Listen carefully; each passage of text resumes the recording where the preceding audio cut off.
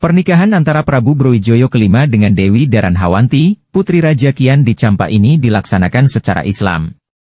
Tentu saja, karena Raja Kian, Campa dan keluarganya, adalah Muslim yang taat dan oleh karenanya pernikahan putrinya harus dilaksanakan secara Islami. Ini berarti bahwa Prabu Brawijaya kelima sudah memeluk Islam sebelum menikahi putri Campa yakni Dewi Daranhawanti.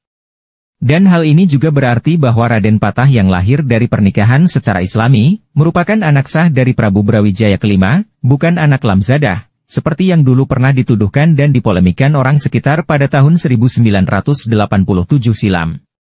Kabar tentang telah muslimnya Prabu Brawijaya kelima ini, tentu berbeda dengan kabar populer yang beredar di berbagai media, yang sebagian besar mengatakan bahwa Prabu Brawijaya kelima menolak memeluk Islam meskipun dibujuk oleh para wali songo. Jadi, karena adanya kedekatan dengan Raja Majapahit inilah maka Syekh Jumadil Kubro dapat melaksanakan syiar agama Islam di Trowulan dan sekitarnya dengan aman. Syekh Jumadil Kubro sangat dihormati oleh kalangan keluarga kerajaan Majapahit karena beliau merupakan ayahanda dari Syekh Maulana Ibrahim Asmorokondi, aliasnya adalah kakak ipar dari Prabu Brawijaya kelima. Seiring dengan mulai melamahnya kekuasaan Majapahit dan mulai menguatnya kekuasaan Raden Patah di Demak sebagai pusat pemerintahan baru yang menggantikan Majapahit, maka Syekh Jumadil Kubro beserta para tokoh wali songo lainnya banyak yang bergerak mendekat ke Demak dan sekitarnya untuk syiar Islam. Syekh Jumadil Kubro memilih Semarang, daerah dekat Demak, sebagai tempat bermukim dan sekaligus sebagai pusat dakwah Islam.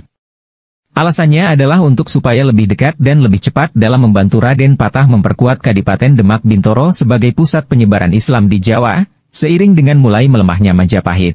Syekh Jumadil Kubro dan para murid Thorikoh Kubrowiyah sering menyepi, atau bertapa, atau beruslah di tempat sepi. Tempat yang dipilih diantaranya adalah hutan di Bukit Bergota dan hutan di Bukit Kaliwungu, Semarang. Di Semarang dan sekitarnya inilah Syekh Jumadil Kubro mengajarkan Islam kepada masyarakat dan terlebih kepada para muridnya. Syekh Jumadil Kubro mengajarkan Sufisme kepada para muridnya. Adapun ajaran Sufi yang dibawa oleh Syekh Jumadil Kubro adalah Thorikoh Kubrowiyah, dan Thorikoh Kubrowiyah ini didirikan pertama kali oleh leluhur Syekh Jumadil Kubro sendiri yang bernama Syekh Najmuddinil Kabir.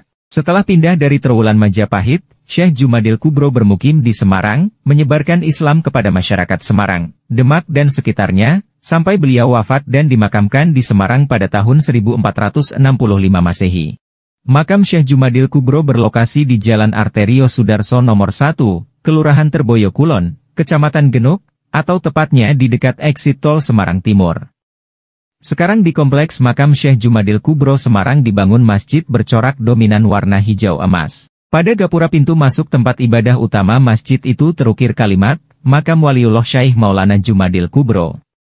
Di makam Syekh Jumadil Kubro Semarang ini terdapat pohon langit, nama yang diberikan oleh para ahli spiritualis sepuh. Konon pohon langit ini ada dan tumbuh hidup di samping makam Syekh Jumadil Kubro, sejak dulu hingga sekarang masih hidup. Tumbuh tinggi menembus atap bangunan rumah makam, seolah menjulang langit.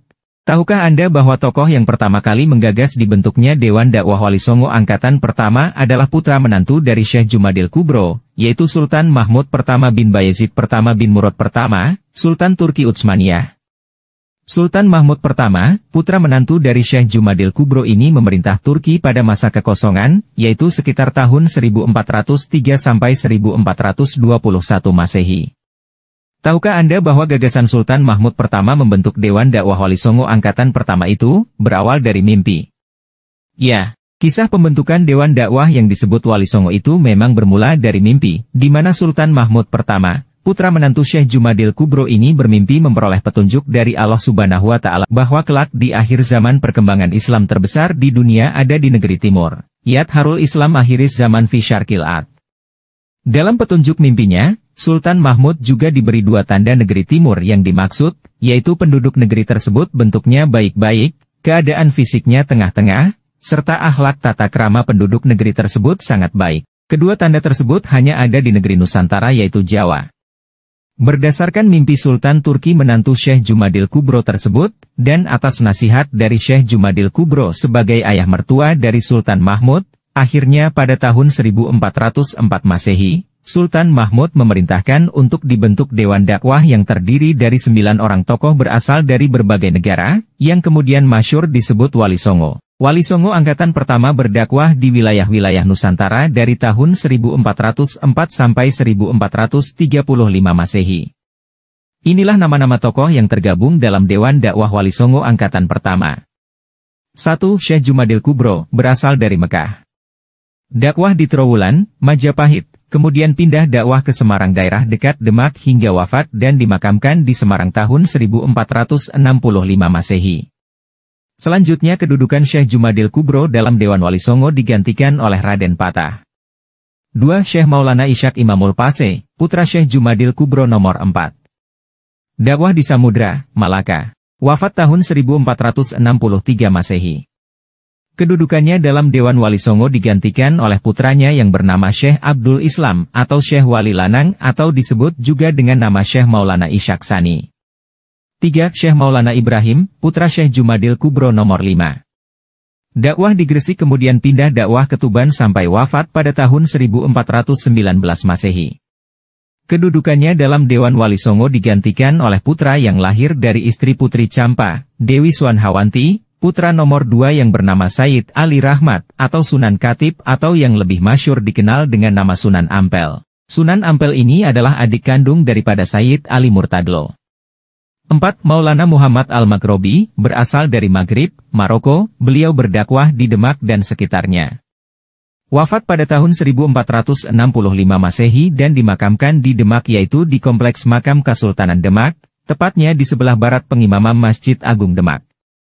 Kedudukannya dalam Dewan Wali Songo digantikan oleh Faletehan. 5. Maulana Malik Israel, berasal dari Turki, ahli mengatur negara.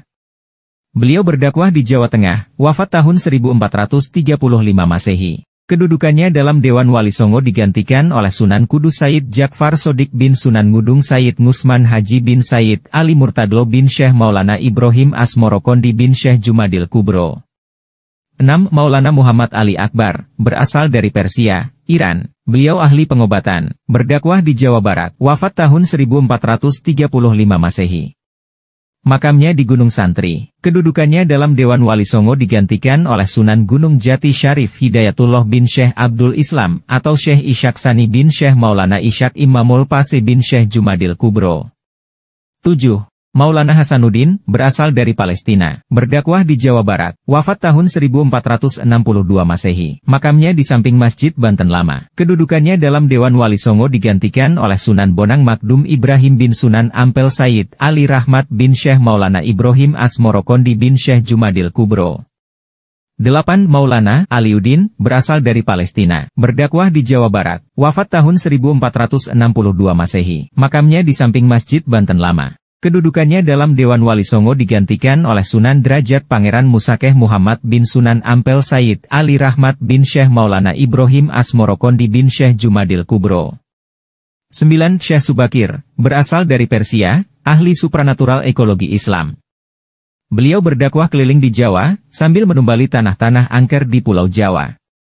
Setelah tugasnya selesai beliau kembali dan melanjutkan dakwah di Persia pada tahun 1462 Masehi dan wafat di sana. Kedudukannya dalam Dewan Wali Songo digantikan oleh Sunan Kalijogo Raden Sahid bin Raden Tumenggung Wilotikto Adipati Tuban bin Haryo Tejo Adipati Tuban bin Haryo Tejolaku Adipati Tuban bin Haryo Tejo pertama Adipati Tuban bin Sayyid Abdurrahman berasal dari Arab setelah di Majapahit dan menjadi Adipati Tuban berganti nama Haryo Tejo. Sayyid Abdurrahman bin Syekh Kurames dari Arab bin Sayyid Abdullah bin Syekh Abbas bin Syekh Abdullah bin Syekh Ahmad bin Syekh Jamal bin Syekh Hasanuddin bin Syekh Sutam bin Syekh Mahrub bin Syekh Mubarak bin Syekh Mudakir bin Syekh Wais bin Sayyid Abdullah bin Sayyid Abbas bin Sayyidina Abdul Muthalib Adipati Mekah. Pada awalnya Syekh Jumadil Kubro menjadikan Trowulan, ibu kota kerajaan Majapahit, sebagai pusat perjuangan syiar Islam. Dipilihnya Trowulan sebagai pusat dakwah Islam oleh Syekh Jumadil Kubro ini tidak terlepas dari sebab adanya kedekatan hubungan dengan Brawijaya kelima, Raja Majapahit, di mana Prabu Brawijaya kelima ini menikahi putri Raja Kian di Campa yang bernama Dewi Daran Hawanti, yang setelah diboyong ke Majapahit lebih masyhur disebut dengan nama Dewi Handorowati. Dari pernikahan Prabu Brawijaya kelima dengan putri Raja Kian, Campa inilah kemudian lahir Raden Patah yang di kemudian hari menjadi raja pertama di Kesultanan Demak dan Kesultanan Demak ini merupakan kerajaan Islam pertama di Pulau Jawa. Dari kitab Pustoko Darah Agung dapat kita ketahui bahwa putri Raja Kian, Campa, yang bernama Dewi Daranhawanti, yang kemudian dinikahi oleh Prabu Brawijaya kelima itu adalah adik kandung dari Dewi Swanhawanti, yang dinikahi oleh Syekh Maulana Ibrahim Asmorokondi putra Syekh Jumadil Kubro. Pernikahan antara Prabu Brawijaya kelima dengan Dewi Daranhawanti, putri Raja Kian di Campa ini dilaksanakan secara Islam. Tentu saja, karena Raja Kian, Campa dan keluarganya adalah muslim yang taat dan oleh karenanya pernikahan putrinya harus dilaksanakan secara islami. Ini berarti bahwa Prabu Brawijaya kelima sudah memeluk Islam sebelum menikahi putri Campa yakni Dewi Daranhawanti. Dan hal ini juga berarti bahwa Raden Patah yang lahir dari pernikahan secara islami, merupakan anak sah dari Prabu Brawijaya kelima, bukan anak lamzadah, seperti yang dulu pernah dituduhkan dan dipolemikan orang sekitar pada tahun 1987 silam. Kabar tentang telah muslimnya Prabu Brawijaya kelima ini tentu berbeda dengan kabar populer yang beredar di berbagai media, yang sebagian besar mengatakan bahwa Prabu Brawijaya kelima menolak memeluk Islam meskipun dibujuk oleh para wali songo. Jadi, karena adanya kedekatan dengan Raja Majapahit inilah maka Syekh Jumadil Kubro dapat melaksanakan syiar agama Islam di Trowulan dan sekitarnya dengan aman. Syekh Jumadil Kubro sangat dihormati oleh kalangan keluarga kerajaan Majapahit karena beliau merupakan ayahanda dari Syekh Maulana Ibrahim Asmorokondi, aliasnya adalah kakak ipar dari Prabu Brawijaya kelima. Selanjutnya, seiring dengan mulai melamahnya kekuasaan Majapahit dan mulai menguatnya kekuasaan Raden Patah di Demak sebagai pusat pemerintahan baru yang menggantikan Majapahit, maka Syekh Jumadil Kubro beserta para tokoh wali songo lainnya banyak yang bergerak mendekat ke Demak dan sekitarnya untuk syiar Islam. Syekh Jumadil Kubro memilih Semarang, daerah dekat Demak, sebagai tempat bermukim dan sekaligus sebagai pusat dakwah Islam. Alasannya adalah untuk supaya lebih dekat dan lebih cepat dalam membantu Raden Patah memperkuat Kadipaten Demak Bintoro sebagai pusat penyebaran Islam di Jawa, seiring dengan mulai melemahnya Majapahit. Dari cerita tutur para tetua dan kisah para sepuh tersiar kabar bahwa Syekh Jumadil Kubro dan para murid Thorikoh Kubrowiyah sering menyepi, atau bertapa, atau beruslah di tempat sepi. Tempat yang dipilih diantaranya adalah hutan di Bukit Bergota dan hutan di Bukit Kaliwungu, Semarang. Di Semarang dan sekitarnya inilah Syekh Jumadil Kubro mengajarkan Islam kepada masyarakat dan terlebih kepada para muridnya. Syekh Jumadil Kubro mengajarkan Sufisme kepada para muridnya. Adapun ajaran Sufi yang dibawa oleh Syekh Jumadil Kubro adalah Thorikoh Kubrowiyah, dan Thorikoh Kubrowiyah ini didirikan pertama kali oleh leluhur Syekh Jumadil Kubro sendiri yang bernama Syekh Najmuddinil Kabir. Di dalam kitab Pustoko Darah Agung halaman 13-14 disebutkan secara jelas, silsilah Syekh Jumadil Kubro sampai kepada Syekh Najmuddinil Kabir sebagai berikut. Syekh Jumadil Kubro bin Syekh Jumadil Kabir bin Maulana Mahmudinil Kubro bin Sayyidina Abdurrahman bin Sayyid Imam Abdullah bin Syekh Asyar Nakid bin Syekh Hasan bin Syekh Samaun bin Syekh Najmuddinil Kabir bin Sayyidina Zainal Kubro bin Sultan Zahid Zainal Kabir bin Sultan Zainal Husain bin Sultan Sulaiman Zainal Hakim bin Sultan Walid Zainal Alim bin Sayyid Ali Zainal Abidin bin Sayyid Sultan Abu Abdullah Husain bin Sayyidina Ali bin Abu Thalib dari istrinya Siti Fatimah Az-Zahra binti Rasulullah Muhammad Shallallahu Alaihi Wasallam.